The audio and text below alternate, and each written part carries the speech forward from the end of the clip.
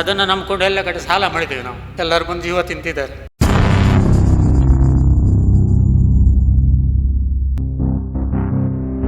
ಈಗಲೂ bus stand ಪಕ್ಕದಲ್ಲಿ ಈ ಫುಡ್ ಕೋರ್ಟ್ ಇದ್ದಿದ್ದು. ಫುಡ್ ಕೋರ್ಟ್ ಅನ್ನೋದು ಇರಲಿಲ್ಲ ಬಿಟ್ಟರೆ ಎಲ್ಲರೂ ಗಾಡಿ ಇಟ್ಕೊಂಡು ಅವ್ರವ್ರ ವ್ಯಾಪಾರ ಉದ್ಯೋಗ ನಡೆಸ್ತಾ ಇದ್ರು. ಹಾಗಾದ್ರೆ 18 ವರ್ಷದಿಂದ ಹೋಟೆಲ್ ನಡೆದಿತ್ತೋ ಇಲ್ವೋ? ಅಲ್ಲಿ 2,500-3 ಸಾವಿರ ವ್ಯಾಪಾರ ಆಗ್ತಿತ್ತು. ಈಗ 300 ರೂಪಾಯಿ ಆಗಲ್ಲ. ನಾವೀಗ 13-14 ವರ್ಷದಿಂದ ಮಾಡ್ತಾ ಇದ್ದೀನಿ ಇಲ್ಲಿ. ನಾವು ಏನು ಮಾಡೋದು, ನಾವು ವಿಷಯನೇ ಕುಡಿಬೇಕಷ್ಟೇ. ಎಲ್ಲ ಸಾಲದವರು ಬಂದು ಮಾಡಿದ್ರೆ ಎಂತ ಮಾಡೋದು ನಾವು?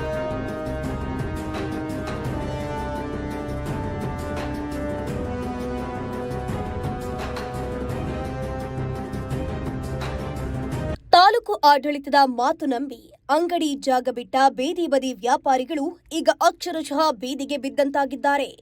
ನಾವೇನು ಮಾಡಿದ್ವಿ, ಹೊರಗಡೆ ಬಂದುಬಿಟ್ಟು ಬೇರೆಯವ್ರ ಹತ್ರ ಜಾಗ ಇದ್ದವ್ರ ಕೈಯಲ್ಲಿ ರಿಕ್ವೆಸ್ಟ್ ಮಾಡಿಕೊಂಡು 1-2 ತಿಂಗಳ ಮಟ್ಟಿಗೆ ಕೊಡಿ ಮಾರ್ರಿ ಅಂತ ಹೇಳ್ಕೊಂಡು ಅಂಗಡಿನ ಹಾಕ್ಕೊಂಡಿದ್ದೀವಿ. ಈಗ ನಾವು ದುಪ್ಪಟ್ಟು ಬಾಡಿಗೆ ಕೊಡ್ತಾಯಿದ್ದೀವಿ. 4,000 ರೂಪಾಯಿ ಬಾಡಿಗೆ ಕೊಡ್ತಾಯಿದ್ದೀವಿ ನಾವು. ಬಿಸ್ನೆಸ್ಸು ಇಲ್ಲ. ಆ ಮೈನ್ ಬಸ್ ಸ್ಟ್ಯಾಂಡ್ ಹತ್ರ ಇದ್ದಂಥ ವ್ಯಾಪಾರವೂ ಇಲ್ಲಿಲ್ಲ. ಬಾಡಿಗೆನೂ ಜಾಸ್ತಿ ಇದೆ. ಈಗ ಇವರು ರಾಜಕೀಯದ ಇದರಲ್ಲಿ ನಮ್ಮನ್ನು ಈಗ ಹೀಗೆ ಬೀದಿ ಪಾಲು ಮಾಡಿ ಹಾಕಿದ್ದಾರೆ. ಫುಡ್ ಕೋರ್ಟ್ ಮಾಡ್ತೀವಿ ಅಂತ ಹೇಳಿದ್ದಕ್ಕೆ ವ್ಯಾಪಾರಸ್ಥರು ಸ್ಥಳಾಂತರ ಮಾಡಿದ್ರು. ಈಗ ಫುಡ್ ಕೋರ್ಟ್ ಆಗೋದು ಅನುಮಾನ ಏನೋ ಮಾತುಗಳು ಕೇಳಿ ಬರ್ತಿದೆ. ಒಂದು ದಿನಕ್ಕೆ 360 ರೂಪಾಯಿ ಬಾಡಿಗೆ ಆಗುತ್ತೆ ಇವತ್ತು ಮುನ್ಸಿಪಾಲ್ಟಿಗೆ. ಇವತ್ತು ರಾಜೇಗೌಡರು ಬಂದುಬಿಟ್ಟು ಏನು ಹೇಳಿದ್ರು ಅಂತ ಹೇಳಿದ್ರೆ, ಹೊರಗಡೆಯಲ್ಲೆಲ್ಲ ಫುಡ್ ವ್ಯಾಪಾರದವರು ಎಲ್ಲ ವ್ಯಾಪಾರ ಮಾಡ್ತಾಯಿದ್ರು. ಒಳಗಡೆ ಬಸ್ ಸ್ಟ್ಯಾಂಡ್ ಒಳಗಡೆಯಲ್ಲಿ ಹೋಟ್ಲು ಅಂಗಡಿ ಮಾಡ್ಕೊಂಡವರಿಗೆ ಬಿಸ್ನೆಸ್ ಅವರು 1,000 ರೂಪಾಯಿ ಬಾಡಿಗೆ ಕಟ್ಕೊಂಡವ್ರಿಗೆ ಬಿಸ್ನೆಸ್ ಇಲ್ಲ ಅಂತ ಹೇಳ್ತಾರೆ. ಆದರೆ ನಾವು ಸ್ಟ್ರೀಟ್ ವೆಂಡರ್ಸಿಂದನೂ ನಾವು ಒಂದು ವರ್ಷ ತಿಂಗಳಿಗೆ ನಮಗೆ 360 ರೂಪಾಯಿ ದಿನಕ್ಕೆ ಅಂತ ಹೇಳಿದ್ರೆ 10 ತಿಂಗಳಿಗೆ 300 ದುಡ್ಡಾಯಿತು. ನಾವು ಬಾಡಿಗೆ ಕಟ್ತಾಯಿದ್ದೀವಿ. ನಾವೇನು ಪುಷ್ಕಟ ಏನು ನಾವು ಕೂತಿಲ್ಲ. ಸರ್ಕಾರಕ್ಕೆ ನಮ್ಮಿಂದ ಆದಾಯ ಹೋಗ್ತಾ ಇದೆ. ಆದರೆ ಈಗ ಏಕಾಏಕಿ ಇಲ್ಲಿ ಮಾಡಿಕೊಡೋದಿಲ್ಲ ನಿಮಗೆ ರಾಜೇಗೌಡರು ಹೀಗೆ ಹೇಳ್ತಾ ಇದ್ದಾರೆ. ಶೃಂಗೇರಿಯಲ್ಲಿ ಬೀದಿ ಬದಿ ವ್ಯಾಪಾರಿಗಳಿಗೆ ಶಾಶ್ವತ ವ್ಯವಸ್ಥೆ ಮಾಡ್ತೀವಿ ಅಂತ ಅಧಿಕಾರಿಗಳು ಭರವಸೆಯನ್ನ ಕೊಟ್ಟಿದ್ರು. ಫುಡ್ ಕೋರ್ಟ್ ನಿರ್ಮಾಣ ಮಾಡ್ತೀವಿ, ಎಲ್ಲರಿಗೂ ಒಂದೇ ಜಾಗದಲ್ಲಿ ವ್ಯಾಪಾರಕ್ಕೆ ನಾವು ಅವಕಾಶವನ್ನ ಕೊಡ್ತೀವಿ ಅಂತ ಹೇಳಿದ್ರು. ಅದನ್ನ ನಂಬಿ ಹಲವರು ತಮ್ಮ ಹಳೆಯ ಜಾಗವನ್ನ ಖಾಲಿ ಮಾಡಿದ್ರು. ಆದ್ರೀಗ ಪರಿಸ್ಥಿತಿ ಪೂರ್ಣವಾಗಿ ಬದಲಾಗಿ ಹೋಗಿದೆ. ತಹಸೀಲ್ದಾರ್ ಬಳಿ ಹೋದಾಗ ತಹಸೀಲ್ದಾರ್ ಏನು ಹೇಳಿದರೆ 60 ಲಕ್ಷ ಹಣ ಮಂಜೂರಾತಿ ಆಗಿದೆ. ಅದರಲ್ಲಿ ಮುಂಭಾಗದಲ್ಲಿ ಆಟೋ ಸ್ಟ್ಯಾಂಡನ್ನು 2 ಲೈನಲ್ಲಿ ಆಟೋ ಸ್ಟ್ಯಾಂಡನ್ನು ಮಾಡ್ತೀವಿ ನಾವು. ಹಾಗೂ ಆ ಆಟೋ ಸ್ಟ್ಯಾಂಡ್ ಈಗ ಇರುವಂಥ ಜಾಗದಲ್ಲಿ ನಾವು ಫುಡ್ ಕೋರ್ಟ್ ನಿರ್ಮಾಣ ಮಾಡಿ ಕೊಡ್ತೀವಿ ಅಂತೇಳಿ. ತಿಂಗಳ ಕಾಲಾವಧಿಯೊಳಗೆ ಆ ಕಾಮಗಾರಿಯಿಂದ ಫಿನಿಷ್ ಮಾಡಿ ಆ ಫುಡ್ ಕೋರ್ಟನ್ನು ಅಲ್ಲಿ ನಿರ್ಮಾಣ ಮಾಡುವಂಥ ಜವಾಬ್ದಾರಿ ತಮ್ಮ ಮೇಲಿದೆ ಸರ್. ನೀವು ಇವತ್ತು ಮುನ್ಸಿಪಾಲ್ಟಿಯ ಆಡಳಿತಾಧಿಕಾರಿಯೂ ಹೌದು ಅಂತ ಈ ಥರ ಹೇಳಿದ್ದೆ. ಇಲ್ಲ, ಡೆಫಿನೆಟ್ಲಿ 1 ತಿಂಗಳೊಳಗೆ ಕ್ವಾಲಿಟಿಯಾದ ವರ್ಕನ್ನು ಮಾಡಿ ಅವ್ರನ್ನ ಆ ಜಾಗದಲ್ಲಿ ಫುಡ್ ಕೋರ್ಟಲ್ಲಿ ಕೂರಿಸೋವಂಥ ಜವಾಬ್ದಾರಿ ನಂದಿದೆ ಅಂತ ಹೇಳಿ ತಹಸೀಲ್ದಾರ್ ಹೇಳಿದರು. ಫುಡ್ ಕೋರ್ಟ್ ನಿರ್ಮಾಣ ಸಾಧ್ಯವಿಲ್ಲ ಅಂತ ಶಾಸಕರು ಹೇಳಿರೋದು ವ್ಯಾಪಾರಿಗಳಿಗೆ ದೊಡ್ಡ ಶಾಕ್ ಆಗಿದೆ. ಫುಡ್ ಕೋರ್ಟು ಕ್ಯಾಂಪಸ್ ಇದರೊಳಗಡೆ ಮಾಡೋದಿಲ್ಲ. ಈಗಾಗಲೇ ಹೋಟೆಲ್ ಅವರು ಅತಿ ಹೆಚ್ಚು ದರಕ್ಕೆ ಕರೆದಿದ್ದಾರೆ. ಜೊತೆಗೆ ಇವರೆಲ್ಲ ಅಂಗಡಿ ಮಾಲೀಕರು ಎಲ್ಲಿಗೆ ಹೋಗ್ಬೇಕು? ನಾವು ಫುಡ್ ಕೋರ್ಟ್ ತೆಗೆದುಬಿಟ್ರೆ ಇವ್ರ ಪರಿಸ್ಥಿತಿ ಏನು? ರಾಜೇಗೌಡರು MLA ಸಾಹೇಬರು ಬಂದಾಗ ಅವ್ರೇನು ಹೇಳ್ತಾರೆ, ಬಸ್ ಸ್ಟ್ಯಾಂಡಿನ ಒಳಗೆ ಫುಡ್ ಕೋರ್ಟ್ ಮಾಡೋದು ಇದು ನಂದು ವಿರೋಧ ಇದೆ, ಇದು ಮಾಡಿಕೊಡ್ದು ಇಲ್ಲಿ. ಯಾಕಂದರೆ ಒಂದು ಹೋಟ್ಲು ನಾವು ಆಲ್ರೆಡಿ ಟೆಂಡರಿಗೆ ಕೊಡುವಂಥ ಸಾಧ್ಯತೆ ಇರೋದ್ರಿಂದ ಇಲ್ಲಿ ಫುಡ್ ಕೋರ್ಟ್ ಮಾಡಬಾರ್ದಂತ. ಈಗಲೂ ಬಸ್ ಸ್ಟ್ಯಾಂಡ್ ಪಕ್ಕದಲ್ಲಿ ಈ ಫುಡ್ ಕೋರ್ಟ್ ಇದ್ದಿದ್ದು. ಫುಡ್ ಕೋರ್ಟ್ ಅನ್ನೋದು ಇರಲಿಲ್ಲ ಬಿಟ್ಟರೆ ಎಲ್ಲರೂ ಗಾಡಿ ಇಟ್ಕೊಂಡು ಅವ್ರವ್ರ ವ್ಯಾಪಾರ ಉದ್ಯೋಗ ನಡೆಸ್ತಾ ಇದ್ರು. ಹಾಗಾದ್ರೆ 18 ವರ್ಷದಿಂದ ಹೋಟೆಲ್ ನಡೆದಿತ್ತೋ ಇಲ್ವೋ? ಇತ್ತ ಹಳೆಯ ಜಾಗವೂ ಇಲ್ಲ, ಹೊಸ ಜಾಗವೂ ಸಿಗೋದಿಲ್ಲ ಅಂತ ಗೊತ್ತಾಗ್ತಾ ಇದ್ದಂತೆ ಬೀದಿ ಬದಿ ವ್ಯಾಪಾರಿಗಳು ಕಣ್ಣೀರು ಹಾಕ್ತಿದ್ದಾರೆ. ಸಮಸ್ಯೆ ಅಂದರೆ ಅದನ್ನು ನಂಬ್ಕೊಂಡು ಎಲ್ಲ ಕಡೆ ಸಾಲ ಮಾಡಿದ್ದೇವೆ ನಾವು. ಎಲ್ಲರೂ ಬಂದು ಜೀವ ತಿಂತಿದ್ದಾರೆ. ಮತ್ತು ಇಲ್ಲಿ ಡೈಲಿ 100 ರೂಪಾಯಿ ಕಟ್ಟಬೇಕು, ಕರೆಂಟ್ ಬಿಲ್ ಕಟ್ಟಬೇಕು, ಮನೆ ಸಾಮಾನು ತೊಗೊಂಡು ಹೋಗ್ಬೇಕು.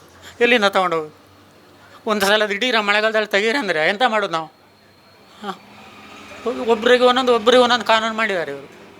ಹಾಂ, ತಪ್ಪಲ್ವ ಅದು? ದಿನಕ್ಕೆ 40 ರೂಪಾಯಿ ನೆಲಬಾಡಿಗೆ ಕಟ್ಟಿದ್ವಿ. ಸುಮಾರು 10ರಿಂದ 15 ವರ್ಷದಿಂದ ಇದನ್ನೇ ನಂಬಿಕೊಂಡು ಜೀವನ ಮಾಡ್ತಿದ್ವಿ. ಈಗ ದಿನದ ಆದಾಯವೇ ನಿಂತು ಹೋಗ್ಬಿಟ್ಟಿದೆ. ಅಧಿಕಾರಿಗಳ ಮಾತು ನಂಬಿ ಜಾಗವನ್ನ ಬಿಟ್ಟಿದ್ದೀವಿ. ಈಗ ನಮಗೆ ವ್ಯಾಪಾರವೂ ಇಲ್ಲ ಅಂತ ವ್ಯಾಪಾರಿಗಳು ಆಕ್ರೋಶವನ್ನ ವ್ಯಕ್ತಪಡಿಸಿದ್ದಾರೆ. 30 ವರ್ಷದಿಂದ ಇದೇ ಜೀವನ, ನಮ್ಮದು ಸಂಸಾರ, ನಮ್ಮದು ಫ್ಯಾಮಿಲಿ ಪ್ರತಿಯೊಂದು ನಾವು ಇದರಲ್ಲೇ ಜೀವನ ಅಂತ ನಡ್ಕೊಂಡು ಹೋಗಿತ್ತು. ಈಗ ಏನಾಗಿದೆ ಅಂತ ಹೇಳಿದ್ರೆ, ಈಗ ಒಂದು 2 ವರ್ಷದಿಂದನೂ ಮುನ್ಸಿಪಾಲ್ಟಿಲಿ ಹೇಳ್ತಾಯಿದ್ರು, ನಿಮಗೆ ಒಳಗಡೆಯಲ್ಲಿ ನಾವು ಫುಡ್ ಕೋರ್ಟ್ ಮಾಡಿಕೊಡ್ತೀವಿ ಅಂತೇಳಿ ಹೇಳ್ತಾಯಿದ್ರು. ಆಯಿತು ಸರ್, ನಾವು ಮಾಡಿ, ನೀವು ಯಾವಾಗ ನೀವು ತೆಗಿಲಿಕ್ಕೆ ಹೇಳ್ತಾರೆ ಅವತ್ತು ನಾವು ತೆಗಿತೀವಿ. ನಮ್ಮದೇನು ಅದಕ್ಕೇನು ಅಬ್ಜೆಕ್ಷನ್ ಇಲ್ಲ, ನಮಗೆ ಇದೇ ಜಾಗ ಬೇಕು ಅಂತ ನಾವೇನು ಹೇಳ್ತಿಲ್ಲ. ಎಲ್ಲಾದರೂ ನಮಗೊಂದು ವ್ಯವಸ್ಥೆಯನ್ನು ಮಾಡಿಕೊಡಿ ಅಂತ ಹೇಳ್ಕೊಂಡು ನಾವು ಕೇಳ್ಕೊಂಡಿದ್ವಿ ಅಧಿಕಾರಿಗಳ ಕೈಯಲ್ಲಿ. ಹಾಂ ಅಂತ ಹೇಳ್ಕೊಂಡು ಮೊನ್ನೆ ನಮಗೆ ಹೋದ ತಿಂಗಳು ಜೂನ್ 20ರಲ್ಲಿ ನಮಗೆ ಹೇಳಿದ್ರು, ಜುಲೈ 20ರಲ್ಲಿ ಹೇಳಿದ್ರು ನಮಗೆ ನಿಮಗೆ ಒಳಗಡೆ ಆಟೋ ಸ್ಟ್ಯಾಂಡ್ ಒಳಗಡೆಯಲ್ಲಿ ನಿಮಗೆ ಫುಡ್ ಕೋರ್ಟ್ ಮಾಡಿಕೊಡ್ತೀವಿ. ತಹಸೀಲ್ದಾರ್ ಹತ್ರ ನಾವೆಲ್ಲ ಹೋಗಿದ್ವಿ. ನಾವು ಅಲ್ಲಿ 10 ಜನ ಅಂಗಡಿ ಇದ್ದವ್ರು 10 ಜನನೂ ಹೋಗಿದ್ವಿ. ಅವ್ರ ಹತ್ರ ಕೂತ್ಕೊಂಡು ಮಾತಾಡಿದವಾಗ ಹೇಳಿದ್ರು, ಇಲ್ಲ ನಿಮಗೆಲ್ಲ ಒಳಗಡೆಯಲ್ಲಿ ನಾವು ಫುಡ್ ಕೋರ್ಟ್ ಮಾಡಿಕೊಡ್ತಾ ಇದ್ದೀವಿ, 18 ಅಂಗಡಿ ಬೀಳುತ್ತೆ, ಎಲ್ಲರಿಗೂ ನಿಮಗೆ ಒಳಗಡೆ ಸೇಫ್ಟಿಗೆ ಈ ರೀತಿ ಗಾಡಿ ಇಟ್ಕೊಂಡು ಏನು ವ್ಯಾಪಾರ ಮಾಡಲಿಕ್ಕೆ ನಾನು ರೋಡ್ ಸೈಡ್ ಯಾವುದಕ್ಕೂ ಬಿಡೋದಿಲ್ಲ, ಅಲ್ಲಿ ವ್ಯಾಪಾರ ಮಾಡ್ಬೋದು, ಆಟೋ ಸ್ಟ್ಯಾಂಡ್ ಹೊರಗಡೆ ಮಾಡಿಕೊಡ್ತೀವಿ ಅಂತ ಹೇಳಿದ್ರು. ನಾವು ಅದಕ್ಕೆ ಸಂತೋಷದಿಂದ ಒಪ್ಪಿದ್ವಿ. ಆಯಿತು ಸರ್ ಮಾಡಿಕೊಡಿ, ನಮಗೂ ಒಳ್ಳೆಯದಾಗುತ್ತೆ.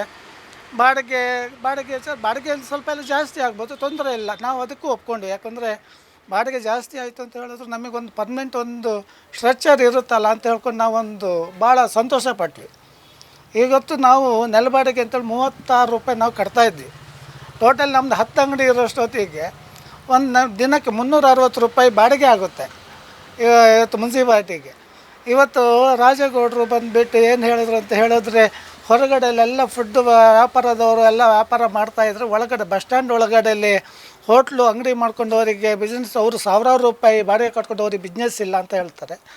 ಆದರೆ ನಾವು ಸ್ಟ್ರೀಟ್ ವೆಂಡರ್ಸಿಂದನೂ ನಾವು ಒಂದು ವರ್ಷ ತಿಂಗಳಿಗೆ ನಮಗೆ 360 ರೂಪಾಯಿ ದಿನಕ್ಕೆ ಅಂತ ಹೇಳಿದ್ರೆ 10 ತಿಂಗಳಿಗೆ 3 ದುಡ್ಡಾಯಿತು. ನಾವು ಬಾಡಿಗೆ ಕಟ್ತಾಯಿದ್ದೀವಿ, ನಾವೇನು ಪುಷ್ಕಟ ಏನು ನಾವು ಕೂತಿಲ್ಲ, ಸರ್ಕಾರಕ್ಕೆ ನಮ್ಮಿಂದ ಆದಾಯ ಹೋಗ್ತಾ ಇದೆ. ಫುಡ್ ಕೋರ್ಟ್ ಭರವಸೆ ಕೊಟ್ಟು ವ್ಯಾಪಾರಿಗಳನ್ನ ಸ್ಥಳಾಂತರ ಮಾಡಿಸಿದ ತಾಲೂಕು ಆಡಳಿತ ಈಗ ಯಾವ ಕ್ರಮ ಕೈಗೊಳ್ಳುತ್ತದೆ, ವ್ಯಾಪಾರಿಗಳಿಗೆ ಪರ್ಯಾಯ ಜಾಗ ಕೊಡ್ತಾರಾ ಅನ್ನೋದನ್ನ ಕಾದು ನೋಡಬೇಕಿದೆ. ಒಂದು ತಹಸೀಲ್ದಾರ್ ಹತ್ರ ಹೋಗಿ ಕೇಳಿದ ತಕ್ಷಣ ಎಲ್ಲ ನಿಮಗೆ ಮಾಡಿಕೊಡ್ತೀನಿ ಅಂದಿದ್ದಾರೆ. ಎಲ್ಲಿ ಮಾಡಿಕೊಡೋದು? ನಮ್ಮ ತಗಸೋರಿಗೆ ಮಾತ್ರ ಅವರು ಭರವಸೆ ಕೊಟ್ಟಿದ್ದಾರೆ. ತಹಸೀಲ್ದಾರ್ ಆಗಲಾಗಲಿ, ಚೀಫ್ ಆಫೀಸರ್ ಆಗಲಾಗಲಿ ನಮಗೆ ತೊಂದರೆನೇ ಮಾಡಿದ್ದು. ನಾವು ಅದನ್ನು ನಂಬ್ಕೊಂಡು ಸಾಲ ಎಲ್ಲ ಮಾಡಿದ್ದೀವಿ. ಎಂತ ಮಾಡೋದು ನಾವು? ನಮಗೊಂದು ಮಳೆಗಾಲ ಕಳೆಯೋರಿಗೆ ಕೊಟ್ಟು ಬೇರೆ ಎಲ್ಲ ವ್ಯವಸ್ಥೆ ಮಾಡಿ ಬಿಡಿಸಿದರೆ ಆಗ್ತಿತ್ತು. ಎಂಥದ್ದು ಇಲ್ಲ, ಹೇಳಿದ್ದಾರೆ ಅಷ್ಟೇ.